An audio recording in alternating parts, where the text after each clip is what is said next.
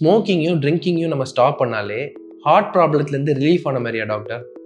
ஸ்மோக்கிங்க்கும் heart அட்டாக்குக்கும் சம்மந்தம் இருக்கா அப்படின்னா கண்டிப்பாக இருக்குது. ஸ்மோக் பண்ணால் கண்டிப்பாக ஹார்ட் அட்டாக் வரும்.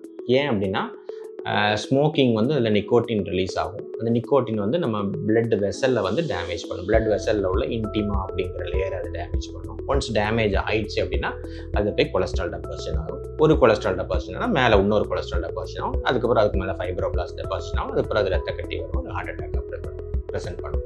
ஸோ ஸ்மோக்கிங் ஒரு மேஜர் ரிஸ்க் ஃபேக்டர். ஸ்மோக்கிங்னால ரத்த குழாய்களும் சுருங்கும். நிறைய பேஷண்ட்ஸ் நம்ம பார்த்துருக்கோம். 35 வயசு தான் இருக்கும், ஆன்ஜியோகிராம் பண்ணி பார்ப்போம். சிவியர் ட்ரிபிள் வெசல்டாசிஸ் டிசீஸாக இருக்கும். 3 ரத்த குழாயுமே நல்லா சுருங்கி போயிருக்கும். அவங்களுக்கு பைபாஸ் சர்ஜரியும் பண்ண முடியாது, ஆன்ஜியோபிளாஸ்டியும் பண்ண முடியாது. அதேவோடு தான் லைஃப் லாங் அவங்க இருக்க வேண்டியது இருக்கும். ஸோ அதனால் வந்து smoking is a very big risk factor. So நீங்கள் கேட்குற கொஸ்டின் என்னென்னா, இன்றைக்கி நிறுத்திட்டேன் அப்படின்னா நாளையிலேருந்து எனக்கு ஹார்ட் அட்டாக் வராதா அப்படின்னு கேட்குறீங்க. அப்படி கிடையாது. நீங்கள் எவ்வளோ வருஷம் ஸ்மோக் பண்ணிங்கிறது ரொம்ப ரொம்ப முக்கியம். தான் பேக் இயர்ஸ்ன்னு சொல்லுவோம். நீங்கள் 25 வருஷமாக ஸ்மோக் பண்ணிவிட்டு நான் நிறுத்திட்டேன், இப்போ நான் நாளையிலேருந்து எனக்கு ஹார்ட் அட்டாக் வராதா அப்படின்னா, நீங்கள் 25 வருஷம் ஸ்மோக் பண்ணிங்கன்னா இன்னைக்கு 25 வருஷம் ஆகும் இந்த நீங்கள் பண்ண டேமேஜ் வந்து நார்மலாக இருந்தால். ஸோ அதனால் வந்து ஸ்மோக்கிங் பண்ணிகிட்ருக்கீங்கன்னா ஏர்லியராகவே நிறுத்துறது நல்லது.